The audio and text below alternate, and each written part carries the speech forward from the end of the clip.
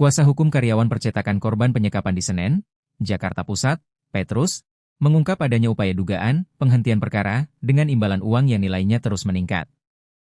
Tak tanggung-tanggung, ia mengaku didatangi oknum polisi yang menawarkan uang 1 miliar rupiah asalkan kasus penyekapan ini tak diungkap ke publik. Selama mendampingi korban, kami juga beberapa kali didatangi oknum yang mengaku menawarkan penyelesaian perkara dengan memberikan sejumlah uang. Awalnya 20 juta rupiah, kemudian meningkat hingga tawaran 1 miliar rupiah, kata Petrus saat ditemui di kediaman korban Tegar Saputra, 25, di kawasan Kebon Jeruk, Jakarta Barat, Rabu, 1 Juli 2026. Namun, Petrus menegaskan menolak tawaran tersebut.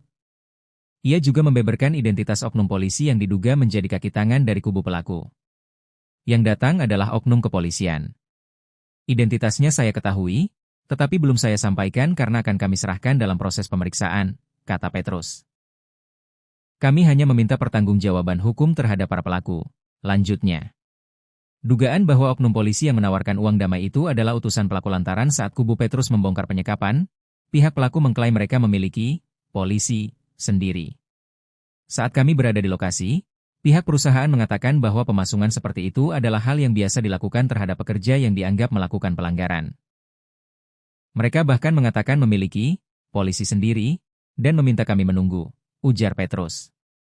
Petrus menjelaskan kasus penyekapan ini berawal dari persoalan limbah perusahaan yang dipermasalahkan kepada korban pekerja.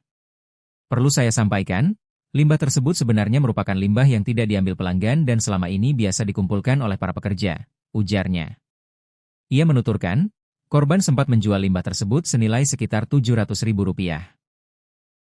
Namun pihak perusahaan kemudian meminta pengembalian uang sebesar Rp500.000. Karena korban tidak mampu mengembalikan sisa Rp200.000, persoalan berkembang hingga melibatkan tuduhan kerugian dalam jumlah besar. Selain Tegar, ada pula karyawan bernama Adit Saputra dan Rafli Jailani yang disekap di gudang percetakan. Awalnya korban diminta mengganti kerugian Rp230 juta. Setelah negosiasi turun menjadi Rp70 juta, kemudian menjadi Rp50 juta, kata Petrus.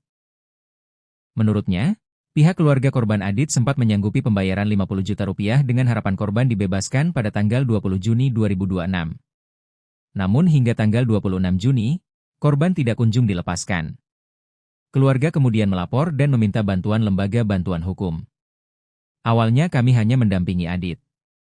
Saat datang ke lokasi, kami menemukan kondisi korban sangat memprihatinkan karena dirantai. Setelah kami naik ke lantai atas, ternyata masih ada 2 korban lainnya, Tegar dan Rafli. Jadi total ada 3 korban, kata Petrus. Lebih jauh, Petrus menyebut kasus serupa diduga bukan pertama kali terjadi di lokasi tersebut.